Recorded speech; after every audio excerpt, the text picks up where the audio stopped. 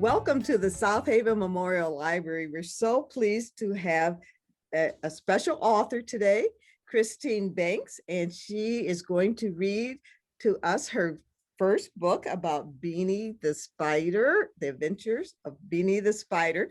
And I'd like to let you know we have a copy here at the library, so you'll be able to check that out. Thank you so much for coming, Christine, and we'd like to hear the story now. Thank you so much for having me. I'm very excited to share Beanie with everyone. Good. Okay, I'm going to read you The Adventures of Beanie the Spider. Okay.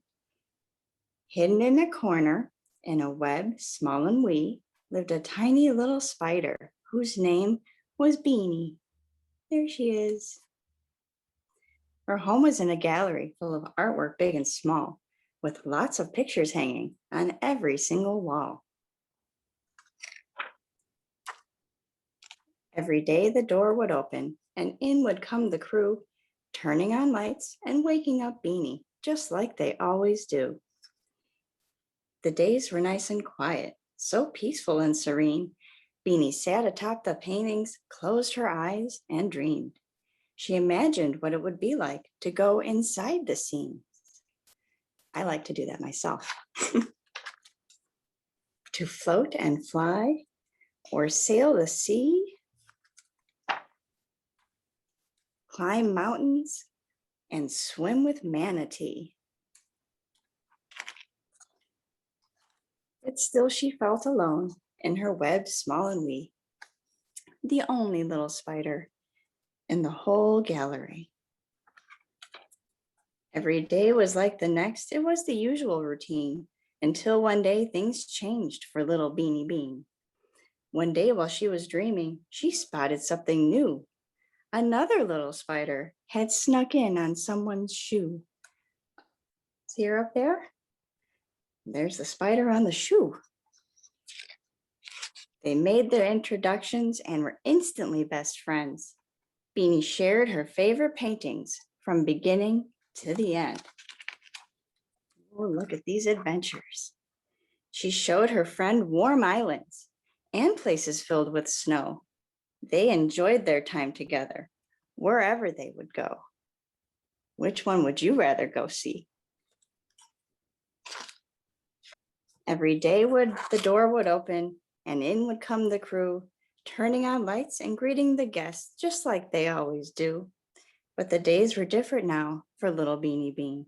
She had a new best friend to sit with and dream.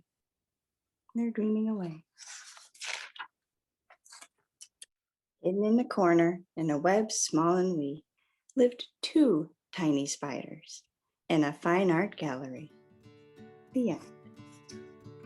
Now at the end of the story, we have some activities. So you can find these items. You go back in the story and you flip through the pages and you can find these items in the book. And then there's another activity here where you get to notice the differences in Beanie's gallery. So that's some fun stuff you can do at the end of the book. And then of course, the last page just talks a little bit about me, and where I came from. And it's got some of my favorite pictures of Beanie from the story too.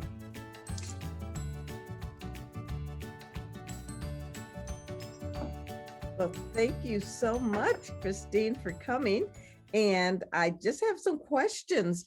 When I was reading your book, I saw that it was so cute. I really liked it, and I liked the little activities at the end. It's very thoughtful. I'd like to find out how were you inspired to write this book?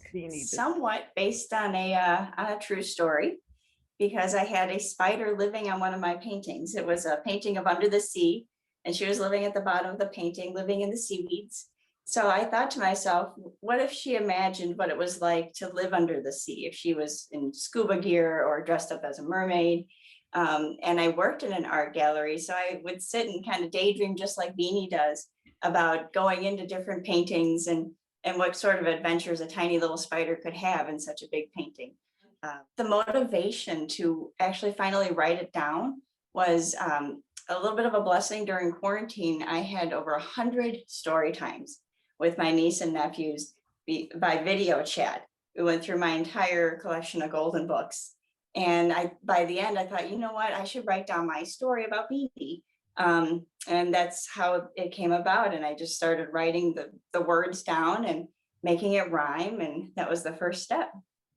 Well, you did a wonderful job and I love the rhymes. That is so great. Thank And you. the illustrations. And you're also the illustrator of the book. Yes, So I how did do you draw do it? everything. How do you do the illustrations?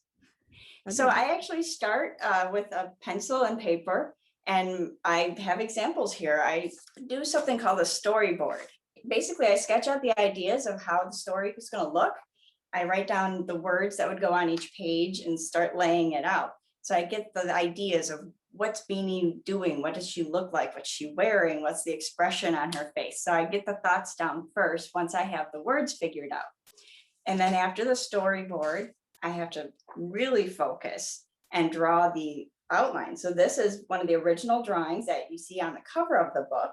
Mhm. And that gets put into a computer where I use an Illustrator tablet and a computer program I've been using for 20 years now, maybe more.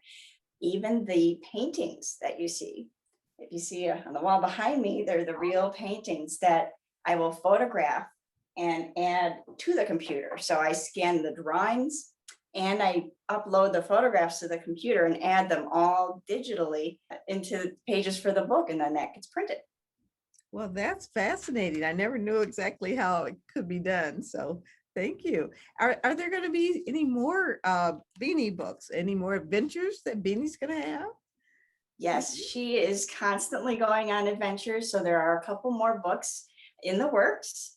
The only thing that I can really hint about the next one is we will explore the name of Beanie's new friend from this story. If you notice that it was never revealed what this friend's name is. So the next story will be a fun adventure in that. So stay tuned for updates. Well, great. Well, I really think that this is so charming and it's an important book. It helps the children to use their imagination and the illustrations and everything just all fit together. How long did it take you to complete your book from start to finish? Oh, it took a long time, well over a year, I'd say, because I did have it illustrated a completely different way and decided to start over again. And I've even added pages, changed things around. I would run it past people, read the story to the kids in my family. I'm a proud auntie of 17 nieces and nephews. So I did use a few of them to listen like that. But it was really rewarding. I really enjoyed putting it together. Essentially, it was a fun project for me to do. Oh, great. Well, how can we stay tuned and the children too who come to the library and read Beanie, how can everybody stay tuned to what Beanie's up to? Well, Beanie loves to share. She loves to explore art and adventure, new things and learn, especially she loves spending time at the library. So she has her own website called beaniethespider.com. Okay. And on her website, she shares all these free fun games and activities that parents and kids can print. Educators can use them too. I've got an example of one of the pages here. This is an all-in-one activity sheet and things like that. She's got learning adventures that delve a little deeper into the arts, talking about the different type of artwork that was in her book, because there's examples of paintings, photography, digital art, and sculpture. So you can learn a little bit more about Beanie's gallery and see the virtual art gallery. And Great. And is it available to purchase online? So that will be yeah, so if you go to beaniethespider.com and click on the book or anything that says shop now, that'll bring you right the link to purchase the book online, and that'll be shipped right to your home. Oh, wonderful. Well, I'm sure children will be excited to have that book. It will be a great gift too for the children. And again, that's beaniethespider.com website. And now, most importantly, one of the most important reasons why you should visit that website is at the end of the book, where we have this activity to find the differences in the gallery. The answer to this is right on the front page of Beanie's website. So when you go to beaniethespider.com and scroll down, look for a magnifier glass, that'll give you the answer to the activity in the book. That is exciting, especially since I don't know I couldn't find all the differences, so I'm gonna have to go to that. Thank you so much for sharing with us today. And I hope that when Beanie's next book comes out, that we'll be able to see you again. Oh, I look forward to it. Thank you so much for having me today. You're welcome. Thank you.